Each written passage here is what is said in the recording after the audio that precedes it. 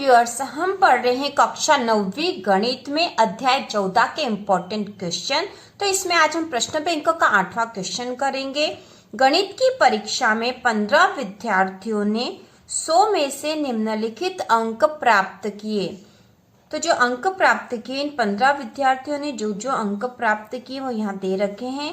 और इन आंकड़ों के माध्य, माध्यक और बहुलक ज्ञात कीजिए। तो हमें इन आंकड़ों के आधार पर इनके माध्य, माध्यक और बहुलक ज्ञात करना है। तो इसी तरह का प्रश्न हमने इसके प्रश्न नंबर जो 7वां करा था वह भी करा था। यदि आपने नहीं देखा हो तो चैनल पर देख सकते हो या डिस्क्रिप्शन में जो लिंक दे रखी है उससे देख सकते हो। तो शुरू करते हैं। प्रश्न नंबर 8वां, इसे हल करेंगे। सबसे पहले हम माध्य निकाल लेंगे। ठीक है, इसे हल करने के लिए सबसे पहले हम माध्य निकाल लेंगे।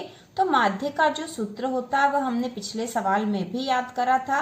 माध्य बराबर होता है सभी प्रेक्षणों का योग, सभी प्रेक्षणों का योग, सभी प्रेक्षणों का योग बटे प्रेक्षणों की संख्या, प्रेक्षणों की संख्या। माध्य का सूत्र है सभी प्रेक्षणों का योग बटे प्रेक्षणों की संख्या। तो प्रेक्षण हमें जो दे रखे हैं, जो आंकड़े दे रखे हैं वही प्रेक्षण होता है। तो यहाँ जो आंकड़े दे रखे हैं उनका योग करेंगे और बटे आ जाएगी प्रेक्षणों की संख्या, मतलब आंकड़ों की संख्या। तो हमें पता है आंकड़ों की संख्या 15 है, क्योंकि 15 विद्यार्थियों के अंक यहाँ हमें दे रखे हैं। तो हम सबसे पहले इनका योग कर लेंगे। तो माध्य बराबर, ठीक है, यहाँ से लिख लेंगे क्योंकि इनका योग करने में जगह चाहिएगी हमें। तो हम यहाँ लिख लेते हैं माध्य बराबर, तो ये जितने भी आंकड़े दे रखे हैं ऊपर हमें इनका योग करेंगे। तो इन्हें हम लिख लेंगे, जैसे है 41 धन 39 धन 48 धन 52 धन 46 धन 62 धन 54 धन 40 धन 96 धन 52 धन 98 धन 40 धन 42 धन 52 धन 60। तो ये सब 15 आंकड़े हैं, इसलिए ज़्यादा हो गए हैं। ठीक है, यहाँ पे जगह हमें इतनी चाहिए। तो 15 आंकड़ों को हमें इनको जोड़ना पड़ेगा बटे प्रेक्षणों की संख्या हो जाएगी 15, क्योंकि ये 15 ही है। और माध्य हम यहाँ लिख देते हैं बीच में, माध्य बराबर। अब हम इन सब आंकड़ों को जोड़ लेंगे, हम इन्हें जोड़ लेंगे यहाँ पर। तो जब इनको जोड़ लेंगे, सभी आंकड़ों को आप लिखकर जोड़ सकते हो। इन सबको जब जोड़ेंगे, इन 15 आंकड़ों को जब हम जोड़ेंगे तो हमारे पास मान आ जाएगा 822। तो आप इसे रफ में जोड़कर निकाल सकते हो इसका मान आएगा 822 बटा 15। तो बराबर 822 में 15 का भाग लगा देंगे। तो हम यहाँ रफ में लगा भी देते हैं। 822 में 15 का भाग लगाएंगे तो 15 का पहाड़ा हम बोलेंगे 5 बार, 15 पंजे 75 हो जाएंगे। अब यहाँ 12 में से 5 घटाएंगे तो बचेंगे 7 और यहाँ हो जाएंगे 0, ऊपर से उतारा 2। अब हो जाएगा 4 बार चला जाएगा, 15 चौक 60 हो गए। यहाँ पे 2 बच्चा है, यहाँ 1 बच्चा है, दशमलव की 0 लग जाएगी और 15 8 120 हो जाएंगे। ठीक है, तो इस प्रकार इसका मान आएगा 54.8। तो यहाँ हम लिख देंगे 54.8।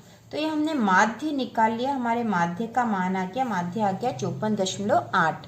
अब इसके बाद हमें निकालना है माध्यक।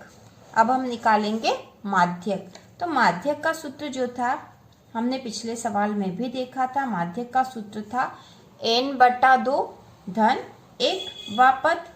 तो n/2 धन 1वां पद निकालेंगे, क्योंकि यहाँ जो आंकड़ों की संख्या है, मतलब n कितना है। ठीक है, यहाँ पे देखो n कितना है, 15। आंकड़ों की संख्या 15 थी और आंकड़ों की संख्या ही n है। तो n तो 15 है, हमें दे रखा है प्रश्न में।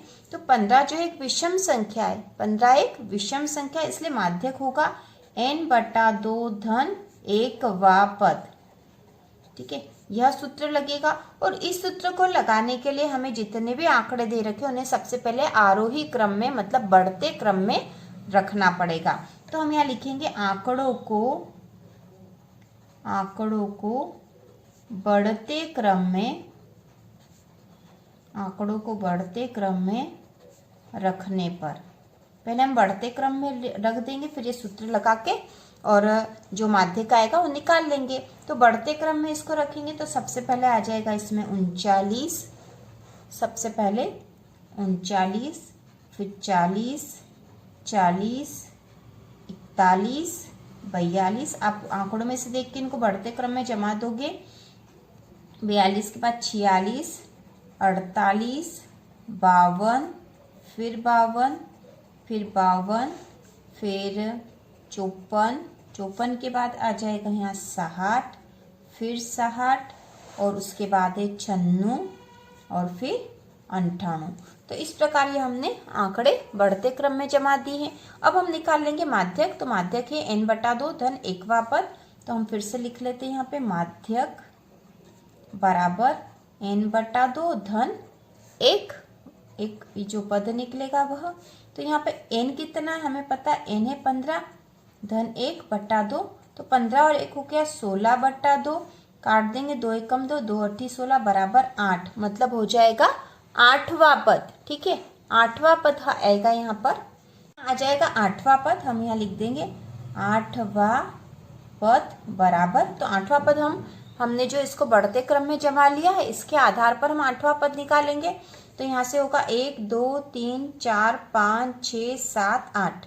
8वां पद है 52। ठीक है, तो 8वां पद यहाँ पर हमने निकाल लिया बराबर 52। ठीक है, बराबर आ गया 52। तो यहाँ पे हम निकाल रहे हैं माध्यक। तो माध्यक बराबर हो गया 52। माध्यक हमारा निकल के आ गया 52। ठीक है, अब हम निकाल लेंगे बहुलक। ठीक है, बहुलक निकालना बहुत ही आसान है, हमने पिछले सवाल में भी देखा था। प्रेक्षणों में जो प्रेक्षण सबसे अधिक बार आता है या आंकड़े में जो आंकड़ा सबसे अधिक बार आ रहा है वही उसका बहुलक है। तो हम यहाँ से देख लेंगे कौन सी संख्या है ऐसी है जो बार बार या अधिक बार आ रही है, मतलब जो दूसरी संख्या उससे अधिक बार आ रही है। तो यहाँ पे जैसे 40 है तो 40 तो 2 ही बार आ रहा है।